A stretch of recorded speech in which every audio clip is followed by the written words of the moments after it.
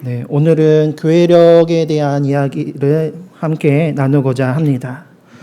지난 1월 6일이 주현절이었습니다. 주현절은 한자로 보면 주인 주자에 나타날 현자를 써서 주님이 나타나신 날이라는 뜻입니다.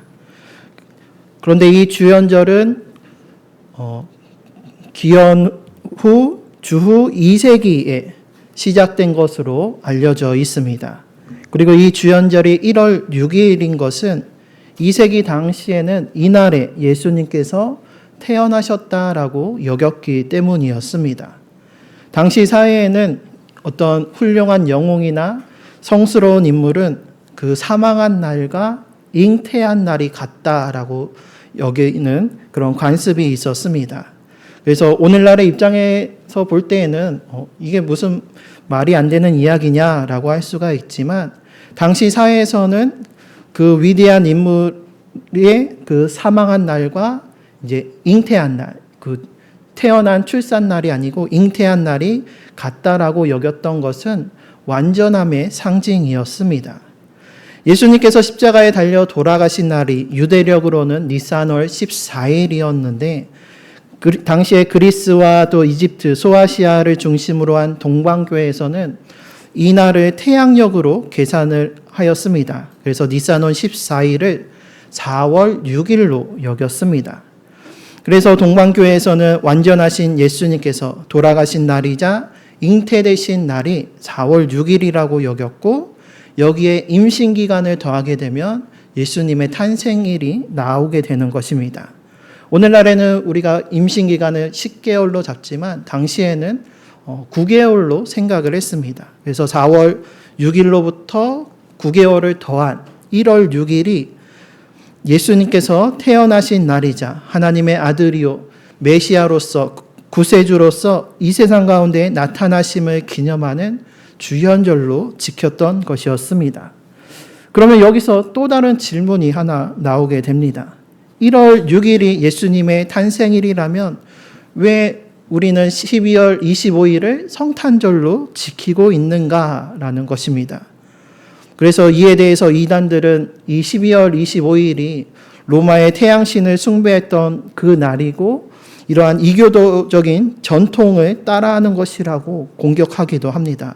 아마 이러한 이야기들을 주변에서 들어보신 적도 있으실 것입니다. 그런데 이것이 잘못된 주장이다라고 할 수 있는 것은 203년경에 초대 교부 중에 한 사람이었던 히폴리투스의 문서를 보면 이미 예수님의 탄생 날짜가 12월 25일이다라는 기록을 발견할 수가 있습니다. 313년에 로마가 기독교를 공인하기 전까지는 로마의 기독교를 향한 박해와 탄압이 계속되어 왔습니다. 그런데 313년 기독교 공인 이전이었던 203년에 이미 예수님의 탄생일이 12월 25일이었다라고 기록이 발견되었다라는 것은 초대교회 성도들이 예수님의 이 탄생일 날짜를 로마 태양신의 숭배일로 여기지 않았다라는 것을 말해 줍니다. 로마에 의한 극심한 박해가 여전히 계속되고 신앙을 지키기 위해서 목숨까지 바치면서 순교하는 그 상황에서 이방의 종교인 로마 태양신의 숭배일을 따른다라는 것은 있을 수 없는 일이기 때문입니다.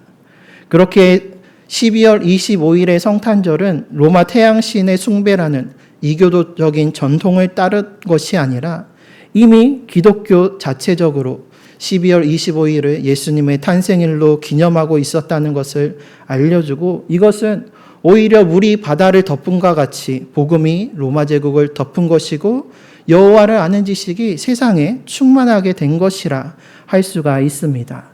그리고 1월 6일이 아닌 12월 25일을 성탄절로 지키는 것은 동방교회와 서방교회가 서로 다른 방법으로 날짜를 계산했기 때문이었습니다.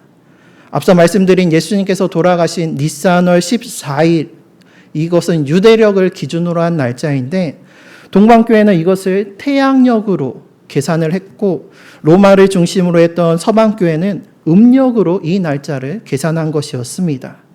그래서 서방교회에서는 음력으로 이 날이 춘분이자 3월 25일이다라고 여겨서 3월 25일에 임신기간 9개월을 더해서 12월 25일을 예수님이 태어나신 성탄절이라고 여기며 지키게 된 것입니다. 그래서 정리해서 보면은 예수님께서 돌아가셨던 니산월 14일 이 날이 예수님께서 돌아가신 날이자 당시에 이제 믿음의 신앙의 체계에서는 예수님께서 잉태되신 날이라고 여겼는데 이것을 음력으로 또는 양력으로 어떻게 계산하느냐의 차이에 따라서 이렇게 예수님의 탄생일이 동방교회와 서방교회가 서로 다른 날을 이야기하게 된 것이었습니다.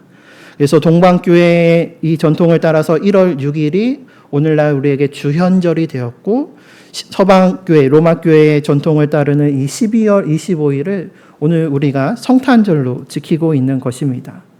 이렇게 절기의 날짜와 유래에 대해서 말씀을 드리는 것은 앞서 말씀드린 것처럼 이단들이 이 예수님을 기념하는 절기를 가지고 이것은 우상숭배라고 주장하기 때문입니다. 이단들은 구약에 명시되어 있는 그 구약의 절기 외에 다른 절기들은 성경에 기록되어 있지 않으니 지키지 않아도 된다라고 하고 이것이 우상숭배의 행위다라고 이야기하지만 그렇지 않다라는 것입니다. 그리고 여기서 더 중요한 것은 이 절기들이 몇 월 며칠인가가 중요한 것이 아니라 그 절기의 의미가 중요하다라는 것입니다.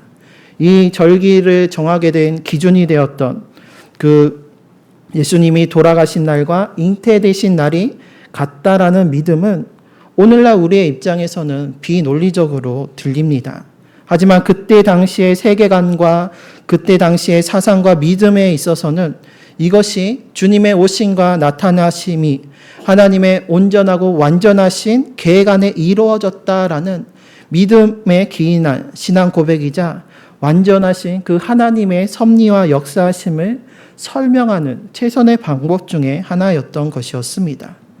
그렇게 오늘도 우리가 이 절기들을 통해서 어떤 날짜의 정확성을 따지는 것이 아니라 그 날을 통해서 완전하신 주님의 역사하심과 그 은혜를 우리가 기념하고 또 우리의 신앙을 고백하는 이 절기의 본질적인 의미를 우리는 잊지 말아야 합니다. 우리가 성탄절을 지키는 것은 그날이 12월 25일이어서 또 주님이 오신 날이 1월 6일이어서 그 날에 지키는 것이 아니라 주님께서 우리를 위하여 이 땅 가운데 오셨고 하나님의 아들로서 우리의 구원자로서 메시아로서 그 하늘 영광과 하늘 보좌를 모두 버리고 낮고 낮은 이 땅 가운데 우리 가운데 오셨음을 기억하고 기념하는 것입니다. 예수님께서는 성찬을 제정하시면서 이를 행하여 나를 기념하라 말씀하신 것처럼 우리는 절기를 통해서도 주님의 은혜를 기억하고 기념해야 합니다.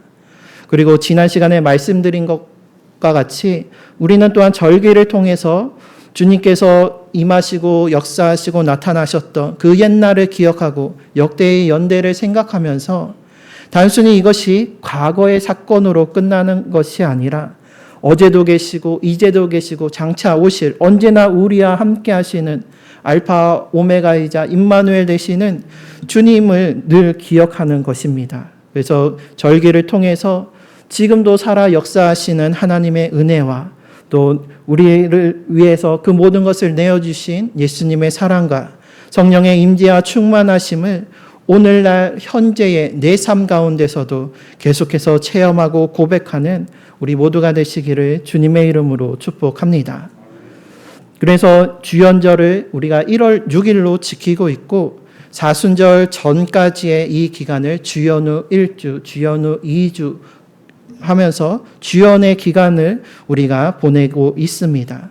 이 시간을 통해서 우리가 우리의 삶 가운데 함께 하시고 나타나신 주님의 그 은혜와 사랑을 기억하면서 특별히 오늘 본문의 세례 요한과 같이 세상 가운데 주님을 나타내는 주님의 증인이 되는 우리 모두가 되시기를 바랍니다. 사복음서 가운데 마태와 누가는 아기 예수님으로 이 땅에 오신 예수님의 탄생 소식을 전하면서 예수님의 오심을 나타나심을 증언하였습니다. 그리고 예수님의 신성을 강조했던 요한은 말씀이 육신이 되어서 우리 가운데 빛으로 오신, 그리고 예수님이 스스로 나타내신 그 표적을 통해서 예수님의 나타나심을 증언하였습니다.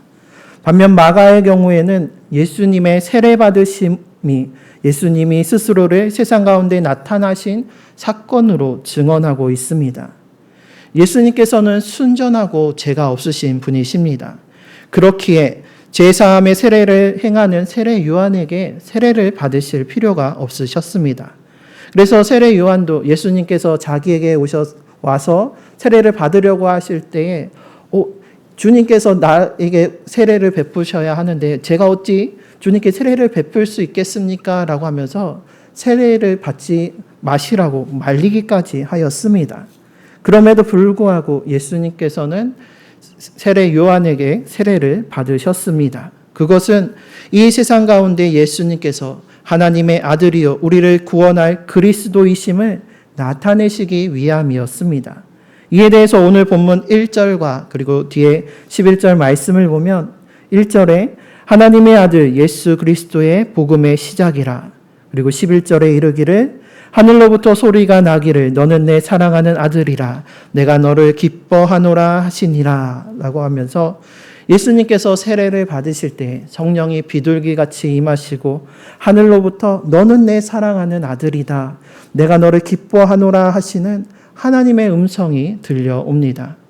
예수님께서 이처럼 세례 받으심을 통해서 예수님이 성부, 성자, 성령 삼위일체 하나님이심을 나타내시고 또한 하나님의 아들 예수 그리스도의 복음이 이 땅 가운데 이제 시작되었음을 세상 가운데 선포하셨던 것이었습니다.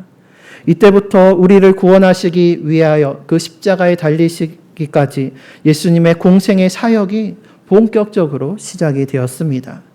그래서 교회력으로 주연 후 첫째 주일을 특별히 세례 주일로 지키고 있습니다. 이 복음의 기쁜 소식을 전하는 자, 복음의 시작, 주님의 오심을 나타나는 자로서 택감 받은 사람이 바로 오늘 본문의 세례 요한이었습니다. 세례 요한은 광야에 외치는 자로서의 그 사명을 온전히 감당하기 위해 광야로 나아갔습니다. 그리고 그곳에서 하나님의 말씀이 세례 요한에게 임하였습니다. 누가복음 3장 2절 말씀을 보면 안나스와 가야바가 대제사장으로 있을 때에 하나님의 말씀이 빈들에서 사가랴의 아들 요한에게 임한지라 라고 기록하고 있습니다. 말라기 선지자 이후 400년간 하나님의 말씀을 듣지 못하는 그 가운데에 요한에게 이사야를 통해서 주신 하나님의 말씀, 주의 길을 예비하라는 그 광야에 외치는 자가 되라는 그 말씀이 요한에게 임하였던 것이었습니다. 그때 당시에 안나스와 가야바라는 대제사장이 있었음에도 불구하고 왜 하나님의 말씀이 요한에게 임하였던 것이었을까요? 당시 사람들로부터 인정받고 존중받았던 대제사장에게 하나님의 말씀이 임하고 그들의 입술을 통해서 하나님의 말씀이 선포되었다라고 한다면 그들이 받는 그 존귀와 권위에 힘입어서 하나님의 말씀이 더욱 힘이 있었을 수도 있었을 것입니다. 그러나 안나스와 가야바에게 하나님의 말씀이 임하지 않았던 것은 그들이 세속화되고 타락하였기 때문이었습니다. 대제사장직은 세습직이었고 종신직이었습니다.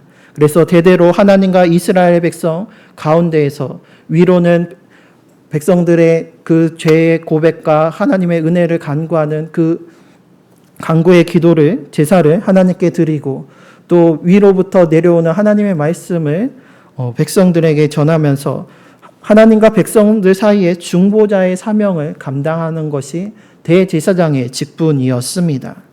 하지만 로마의 지배를 받으면서 세습직이자 종신직이었던 이 대제사장직은 로마 총독부가 임명하는 임명직으로 바뀌었고 평생토록 종신토록 하는 직이 아니라 로마의 마음에 들지 않으며 언제든지 바뀔 수 있는 자리가 되어버리고 말았습니다. 이러한 상황 속에서 제사장들은 대제사장이 되기 위해서 하나님보다 로마의 눈에 들고자 하였습니다. 그래서 하나님과 백성들 사이의 중보자가 아니라 로마인과 백성들 사이에 정치적인 대리인으로 전락하고 말았습니다.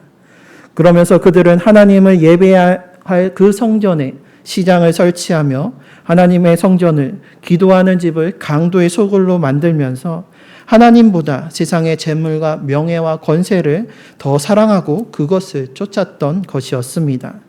그들의 몸은 성전에 있었지만 주님의 음성을 듣지 못하였고 주님을 세상 가운데 나타내지 못했습니다. 오히려 주님의 영광을 가리고 실상은 하나님을 떠난 자들이었습니다. 반면에 요한은 빈들 광야로 나아갔습니다. 그곳은 아무것도 없는 빈들이었고 황량한 광야였습니다. 그렇기에 오직 주님만을 의지함으로 살아갈 수 있는 곳이 바로 광야입니다. 이것을 보여주는 것이 마가복음 1장 6절에 요한은 낙타 토롯을 입고 허리에 가죽띠를 띠고 메뚜기와 석청을 먹었더라라고 기록하고 있습니다. 요한이 어떠한 출신의 사람이었습니까? 제사장 사가랴의 아들이었습니다. 요한은 그 아버지의 제사장직을 세습받고 성전에서 안정되고 또 사회로부터 존중받고 부족함이 없는 그런 안락하고 보장된 삶을 살 수도 있었습니다. 하지만 요한은 세속화되고 타락한 그 성전에 머물 수 없어서 그 세상의 모든 것을 버리고 하나님을 찾아 광야로 나아갔던 것이었습니다. 제사장직을 세습받고서 깨끗한 세마포과 또 부드러운 양토옷을 입고 따뜻하게 지낼 수도 있었지만 요한은 거칠고 불편한 낙타 토롯을 입었습니다. 또 성전에 제물로 바쳐진 고기와 또 풍족한 음식으로 먹고 살 수도 있었지만 메뚜기와 석청을 먹으며 하루하루 오직 하나님의 은혜에 기대어 하루하루를 살아갔습니다. 우리가 아는 그 광야를 지나며라는 찬양의 고백처럼 이 광야는 오직 주님만이 내 도움이 되시고 주님만이 내 빛이 되시고 내 친구가 되시는 곳이며 주님 손 놓고는 단 하루도 살 수 없는 곳이 바로 광야입니다. 이 광야에서 세례 요한은 낙타 털옷과 메뚜기와 석청을 먹으면서 이 세상의 것이 아닌 그 타락했던 제사장들처럼 세상의 것을 따르는 것이 아니라 오직 하나님만을 의지하며 살았습니다. 그렇게 요한의 몸은 비록 하나님의 성전을 떠나 빈들 광야에 있었지만 그곳에서 하나님의 임재하심을 경험하고 그를 향한 하나님의 말씀을 들을 수 있었던 것이었습니다. 올해 우리는 전도하는 교회라는 표어를 정하고 세상 가운데 주님을 전하는 그 전도의 사명을 감당하고자 결단하였습니다. 우리도 세례 요한과 같이 오직 주님을 의지함으로 세상과 구별되는 그 거룩함으로 늘 주님과 함께하는 삶을 살아가야 합니다. 그래서 그때 우리에게 주시는 주님의 그 음성을, 그 말씀을 우리가 오롯이 받아 들을 수 있고 내가 받은 그 말씀과 은혜를 들고 세상 가운데 나아가 선포하며 복음의 기쁜 소식을 우리는 전해야 합니다. 하나님보다 자녀들을 더 사랑했던 엘리 대제사장에게 그때의 하나님 여호와의 말씀이 희귀하여 이상이 흔히 보이지 않았던 것처럼 또 말라기 선지자 이후 400년 동안 세속에 물들어 하나님의 말씀을 듣지 못했던 것처럼 오늘날 세상 가운데 점점 하나님의 말씀이 들리지 않고 하나님의 역사하심이 보이지 않는 것만 같은 시대가 되어가고 있는 것 같습니다. 처음 한국교회의 그 뜨겁고 순수했던 믿음은 로마 제국에 굴복했던 안나스와 가야바처럼 세상에 굴복하여서 신사참배라는 우상 숭배의 죄를 범하였고 주님이 아닌 세상의 것을 더 원하고 그것을 따라가는 세속화에 빠지게 되었습니다. 겉으로 보기에 한국교회는 유래를 찾아보기 어려울 만큼 놀라운 성장을 이루었지만 그 반대로 번영주의와 성공주의, 물질주의로 자기 교만에 빠지고 말았습니다. 주님을 자랑해야 할 교회와 목회자와 성도들이 세상의 성공과 또 교회의 외적인 부흥만을 자랑하면서 말로는 이것이 하나님께서 하셨습니다라고 이야기하지만 실상은 자신의 성공을 자랑하고 자신의 수고와 공로로 여기면서 하나님의 교회를 안나스와 가야바처럼 내 것으로 사유하고 강도의 소굴로 만들어 버리는 일들이 곳곳에서 들려옵니다. 또한 세상과 구별된 거룩함으로 순결함으로 광야 같은 삶 속에서 오직 주님만을 의지하며 주님을 나타내야 하는데 육신의 정욕과 안목의 정욕 또 이생의 자랑을 쫓아가면서 범죄함으로 말미암아 세상으로부터 세상보다 더하면 더했지 세상과 다를 바 없다라는 비난을 받고 있는 것이 작금의 현실입니다. 얼마 전에 이제 한 무신론자와 인터뷰하는 영상을 보았는데 그 영상에서 무신론자가 말하기를 예수님이 가르쳐 주신 예수님의 그 가르침이 선하고 옳고 사람으로서 마땅히 지켜야 할 바인 것은 잘 알고 있다라는 것이었습니다. 하지만 기독교인들의 모습을 보면 예수님이 있다고 믿지 못하겠다라는 내용이었습니다. 이 인터뷰를 보면서 우리나라의 그 수돗물 이야기가 떠올랐습니다. 우리나라의 수돗물은 그냥 그대로 마셔도 될 만큼 전 세계적으로 안정하고 깨끗하다라고 평가받고 있습니다. 그럼에도 불구하고 많은 사람들이 수돗물을 그대로 마시지 않고 생수를 사 먹거나 또 아니면 정수기를 사용하곤 합니다. 사람들이 수돗물이 깨끗하다라는 것은 다 알고 인정하지만 그 수돗물이 흐르는 그 배관이 오래되어서 부식되거나 다른 것들로 더럽게 오염되었다라고 여기기 때문에 그 불신감 때문에 사람들이 수돗물을 그대로 마시지 않고 생수를 사거나 정수기를 사용하고 있다라는 것입니다. 이처럼 우리 주님께서는 선하시고 신실하시고 거룩하신 분이시고 또한 우리 주님은 모든 사람에게 영생하도록 솟아나는 생명수가 되십니다. 그런데 그 주님을 전해야 할, 주님을 나타내고 증거해야 할 우리가 세속에 물들어 오염되고 나의 교만과 제약으로 인하여서 썩어 부패해져 있음으로 말미암아 세상 사람들이 주님을 보지 못하고 복음을 듣고도 깨닫지 못하는 것 아니겠습니까? 세상이 알지도 못하고 보이지도 않는 주님을 어떻게 알고 어떻게 볼 수 있을까요? 물론 바울이 회심했던 것처럼 예수님께서 강권적으로 직접적으로 임재하셔서 만나주실 때도 있지만 예수님께서는 우리에게 예루살렘과 온 유대야와 사마리아와 땅끝까지 이르러 내 증인이 되어라라는 복음 전파의 사명을 맡겨주셨습니다. 그러므로 우리는 주님의 증인으로서 세상 가운데 주님을 증거하고 나타내는 자로서 살아가야 합니다. 세상이 나를 통해서 나를 봄으로 말미암아 주님을 온전히 바라볼 수 있고 거룩하고 순결한 그 주님을 있는 그대로 바라볼 수 있도록 우리 또한 거룩하고 순결한 축복의 통로가 되어야 합니다. 그렇기에 우리가 날마다 우리의 죄를 회개하면서 또 날마다 주님의 은혜와 그 축복을 복을 기억하면서 우리가 우리의 죄로 인하여서 우리의 교만함으로 인하여서 하나님의 영광을 가리는 것이 아니라 하나님의 영광을 온전히 세상 가운데 나타낼 수 있어야 합니다. 또한 우리가 복의 통로로서 그 사명과 역할을 감당하기 위해서 우리는 낮아져야 합니다. 물은 높은 곳에서 낮은 곳으로 흐릅니다. 이처럼 우리가 낮아져야만 주님의 은혜와 복음의 기쁜 소식이 널리 흘러갈 수 있는 것입니다. 이에 대해서 세례 요한은 7절에 이르기를 그가 전파하여 이르되 나보다 능력 많으신 이가 내 뒤에 오시나니 나는 굽혀 그의 신발끈을 풀기도 감당하지 못하겠노라 라고 고백하고 있습니다. 당시의 주인의 신발을 벗기고 신기는 이 일은 노예 중에서도 가장 낮은 계급의 노예가 하는 가장 천한 일이었습니다. 요한은 자신이 그조차도 감히 감당할 수 없는 존재, 주님이 아니고서는 아무것도 아닌 존재임을 고백하면서 스스로를 낮추고 오직 주님만을 높였습니다. 요한이 광야에서 하나님의 말씀을 선포하고 세례를 베풀면서 수많은 무리들이 요한을 따랐음에도 불구하고 그리고 그 무리들이 요한에게 당신이 그리스도 아니십니까? 라고 이야기했을 때 요한은 이렇게 말하였습니다. 내가 아니라 내 뒤에 오시는 분이 참된 그리스도 메시아이시다라는 것이었습니다. 그리고 그는 흥하여야 하겠고 나는 쇠하여야 한다라고 고백하였습니다. 내가 높아지고 나를 자랑함으로써 주님의 영광을 가리고 나의 교만과 불순종과 죄악으로 인해서 주님께서 쇠하여지는 것이 아니라 세례 요한의 그 고백과 같이 내가 쇠하여지고 낮아질 때 주님께서 높아지고 세상 가운데 흥함을 받으시게 될 것입니다.